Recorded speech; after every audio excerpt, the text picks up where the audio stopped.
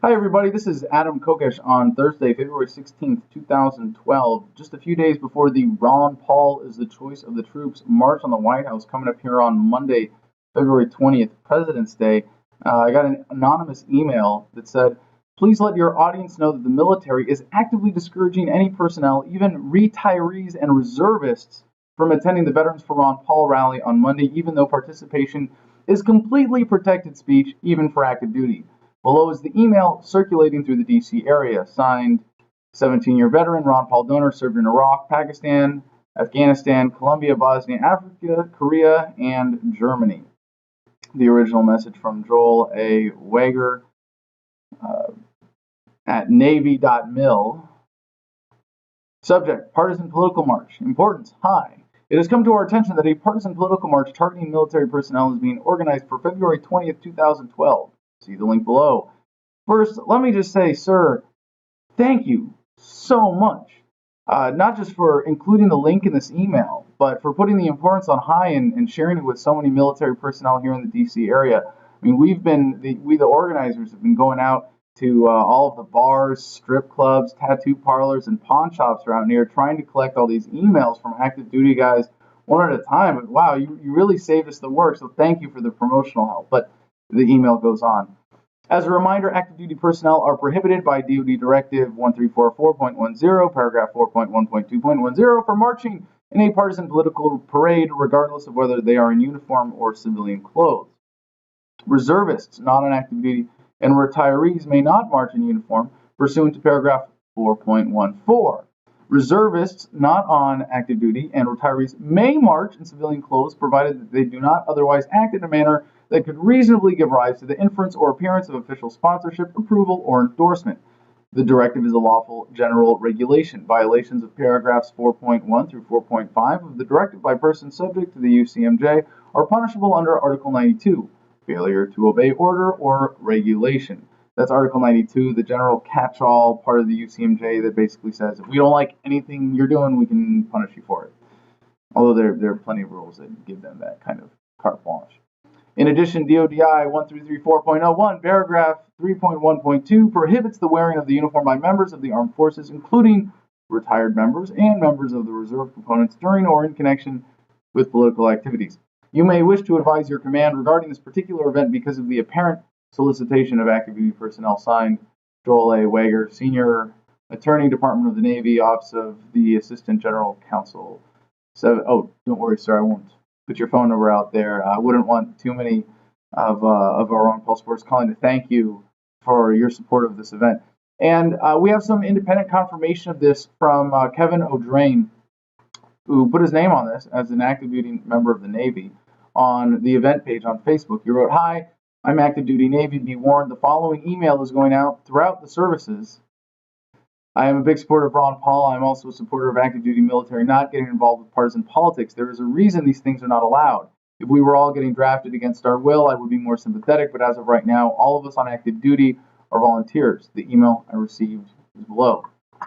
Micah Smith. Well, I want to share some of the comments on this. Very interesting discussion. Micah Smith. "The oath I took is more important to me than a directive. I'm ready to march." Gabe Lance. "I could care less about the directive. My country is more important to me than that. I won't be in uniform, but the Army can go blank itself if they don't want us to go. I'm not going to be in uniform, and I'm attending a meeting of Veterans for Ron Paul. 100% in compliance with the directive." Brett Klingel. "Remember, warriors, you can die for the inalienable right of the First Amendment, but you are denied your inalienable rights by some wannabe lawyer who wrote some crap trumping our supreme law. In my time, you weren't a real Marine without an NJP," or page 11. Oris Chesty Puller, one of the most decorated and celebrated Marines in military history, said, "You're not a real Marine until you get busted down once or twice." Semper Fi. Kevin, the original poster camp, comes back here. "If you help set the precedent that it is okay for military members to march against their commander-in-chief in an attempt to sway public opinion, what happens when the top brass in the military think it's okay to march against a President Paul in order to sway public opinion? Mixing partisan politics with the military can be extraordinarily risky and has proved very destructive in history." Brett Klingel, "Can you cite historical examples of destruction when military men are allowed? No. Revolutionize? Free thought? About whom commands them? King George comes to mind. I'm sure you know others. Dana Costello. Fuck these motherfuckers. I am going in full BDUs. Fuck them. Josh Lee. Well, if they are smart enough to wear civilian clothes, they have no way of knowing they are military and don't just have short hair. When asked for ID, only show driver's license, not military ID. Demand to be shown a warrant if they want to search you. Well, there are not going to be people coming up to you asking you for your ID to see if you're active duty military at this event, but there will be cameras, there will be records. So if you want to take the strategy of just laying low, being in civilian attire, you're welcome to. Although you will be forced to show ID or some proof of service in order to march in the formation, but the only people that will be checking those IDs would be myself or one of my squad leaders, and I assure you none of us are active duty still, and none of us are law enforcement officers, so you don't have anything to worry about there.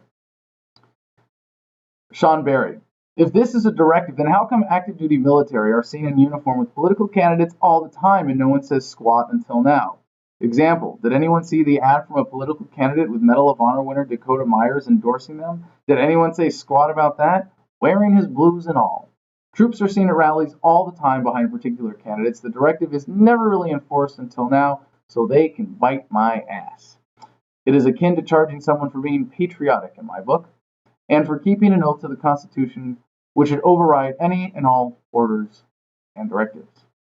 Evan Rohrbaugh. How can the regulation apply to retired members? That is the most disturbing part to me. Yeah, it is disturbing, but the idea here is that they would hypothetically threaten to take away whatever benefits you have for violating a rule that doesn't apply to you. Technically wrong, and just like my case with the Marines, it would be a case of pretty clear-cut political prosecution, but in persecution. But in this case, I think they would be technically wrong and have a really, really, really hard time going after a retired member of the military for speaking their mind politically. Jamal Jarvis. You've been warned. If you violate the UCMJ, you may suffer consequences. That having been said, you do what you need to do. Right now, the government is okay with troops fucking turtles while chipmunks nibble on your nuts. No kidding. Restrictions on bestiality were removed from the UCMJ as part of the NDAA. They don't want you to march for Ron Paul, but they're okay with you fucking a squirrel. What does that say about your bosses? Timothy Gagnon. To take an oath with the purest of intentions, to then realize that your commanding officers are disobeying the very same oath while telling you you can't. It comes down to a personal choice to obey your superior or obey your conscience. And yes, some transgressions are worse than others. Refusing to take a hill is much different than refusing to follow a regulation. I understand the conflict, but ultimately it's a personal choice each person needs to make for themselves. God bless you all, and whatever you decide, we understand and respect your decisions. Stephen Eberly. Well, yeah, I'm going active duty and all. I am on shore duty right now and not in any way contributing to what's going on overseas, so I don't want to leave before my EAOS, but if they want to push me around on this, that'll be my breaking point. And so long, Navy. Craig Thompson. Every time you stand up visibly for your convictions, you face consequences to varying degrees depending on the situation, whether it's alienating from the masses or the risk of family conflict or the potential of losing your source of income. If it were an easy fight, it wouldn't be worth winning. Mario Jimenez. At the end of the day, a soldier's service should lie with the U.S. and her people, not the POTUS who feeds millions to oligarchs who are deteriorating our economy. If you are a true American, you will march. Leonard Fly. So would the troops having to march for Obama while he is parading around the world campaigning in Air Force One be against DoD regs? Of course not, because when you are serving your king, you can do no wrong. Brent Robbins. Bravery in the face of impending doom is absolutely paramount. Don't let the bastards drag you down. Richard King. Sorry, but active duty have the same inalienable rights as the rest of us, and as a veteran, I support the right of active duty to march. It's their asses that are on the line more than anyone else. After all, they are the ones being sent to kill and to die. This would definitely be an order I would disobey were I still in the military. Adam Paul. The world needs more heroes. Please attend the march and do the right thing. God bless. Michael Urovic. Support and defend the Constitution comes before obey the orders of the President of the United States and the orders of the officers appointed over me. And from Joe Preet, and before we get to this last comment, I should just introduce Joe as one of the organizers of this march. He's going to be in charge of the ceremony flag detail at the White House, and part of that is going to include holding a hand salute for as many seconds as troops have died by suicide since coming home. And this isn't even veteran suicide. This is suicides from active duty service members. Guys still and gals still under the care and custody of the U.S. military who have committed suicide since Obama took office. We can't even get reliable stats for veterans, for people that are out of the service. They come home and get discharged and then commit suicide. But for the ones that are on active duty, since Obama took office, it's been a little over 150 per year, 2009, 2010, 2011, and a little into 2012 here. We're looking at holding that salute for almost 10 solid minutes.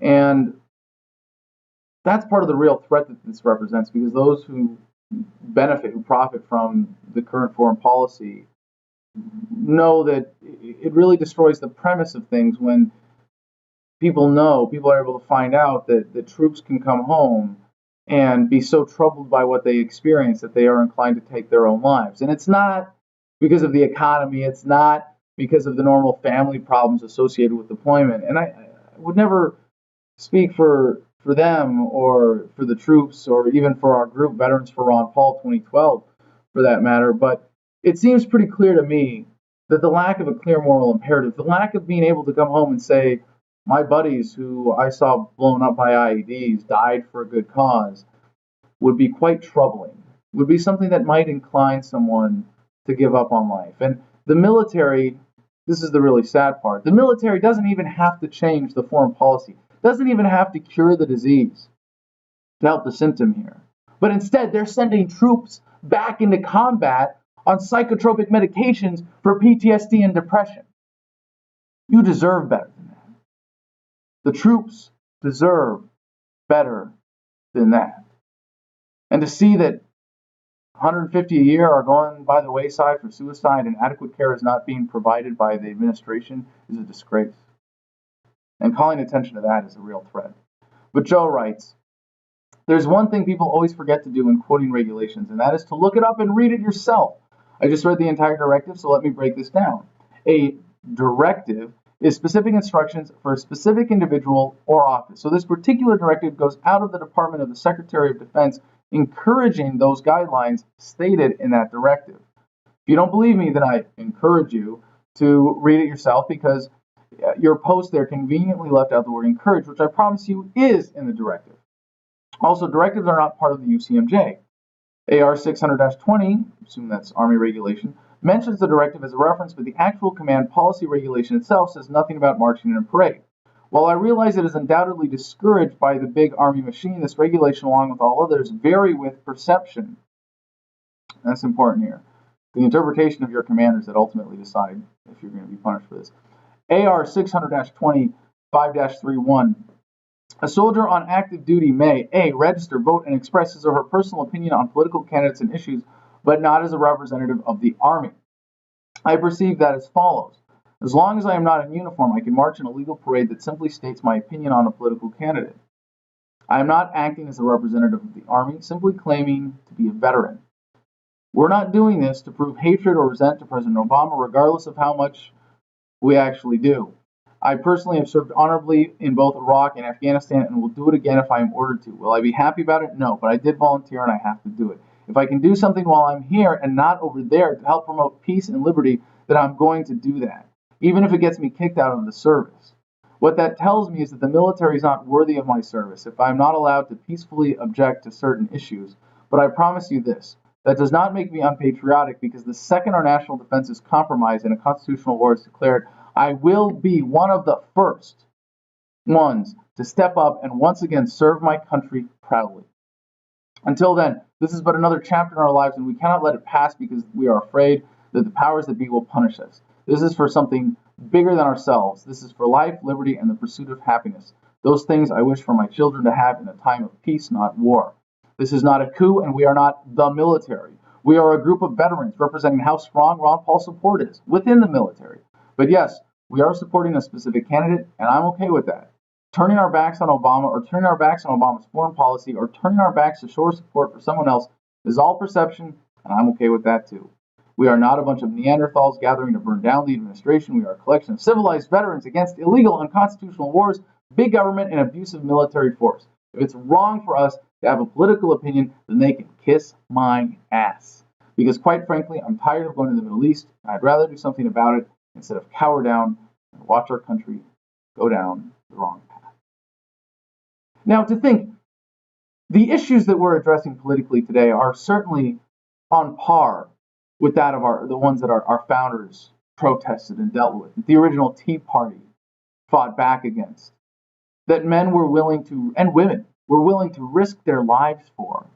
In fact, if you look at the insignificance, relatively speaking, of the tea tax, of the tyrannies imposed by King George III, those we see imposed by our government, both here at home and on citizens of countries abroad that we occupy, they are far worse, far more pervasive, far more significant than anything the founders faced. And we're sitting here debating whether or not certain members of the armed forces are going to obey or disobey a petty regulation about what they're allowed to say or how they're allowed to speak out. That's what this has come to. But I spoke by email, at least, to my former attorney, who's an active duty military lawyer, Michael Leibowitz, who represented me in my case with the Marines. He wrote, "The mission of this event, demonstrating that large amounts of military members support a candidate, is exactly what the rules, joint ethics regulation, etc., were designed to address as applied to service members. Theoretically, any participant on active or even reserve status could be in violation with or without uniform because they may be construed as acting in their military capacity for an event with a mission such as this. One also could infer that they are bringing discredit upon the military based on the purpose of the event, wherein uniforms would be more of an aggravating factor as well as an additional offense if someone in their unit wished to pursue action. As you know, if someone is identified and turned over to their unit, the service member could face anything from counseling to NJP to worse, depending on various other factors. So really, it's the discretion of your unit commander. That's what you sign up for. That's what you got to accept. If you're a private and your sergeant doesn't like the fact that you went to the Ron Paul rally, you could be spending a lot of time picking up cigarette butts, and that's just the way it's going to be. But as I said, our founders faced much worse. Every signer of the Declaration was effectively signing a death warrant against himself from the king." The last line from this email from the attorney reads, "The event does sound interesting. I'll have to come out and watch." So if you're on active duty and you're wondering about the legalities here, you can actually come to this event and ask the active duty lawyer who's going to be there himself if you have any questions. And just in closing, I just want to say that the military leadership here has made it really clear who they support. The establishment, the candidates who support the military-industrial welfare complex. They serve the special interests who benefit from the current scam that is our foreign policy. The ones who would have you lay down your life so that they could line their pockets. They oppose Ron Paul because he's a servant of the American people and wants to bring the government back into our service. The question is, who do you serve? Now, in closing, I'd like to share one more comment. This was a quote from Samuel Adams, shared by Justin Gleason, that he thought was apropos to the situation. "Contemplate the mangled bodies of your countrymen, and then say, what should be the reward of such sacrifices? Bid us our prosperity, bow the knee, supplicate the friendship and plow, and sow and reap, to glut the avarice of men who have let loose on us the dogs of war to riot in our blood and hunt us from the face of the earth. If ye love wealth better than liberty, the tranquility of servitude better than the animated contest of freedom, go from us in peace. We ask not your counsel nor your arms. Crouch down and lick the hand that feeds you. May your chains rest lightly upon you, and may posterity forget that you are our countrymen."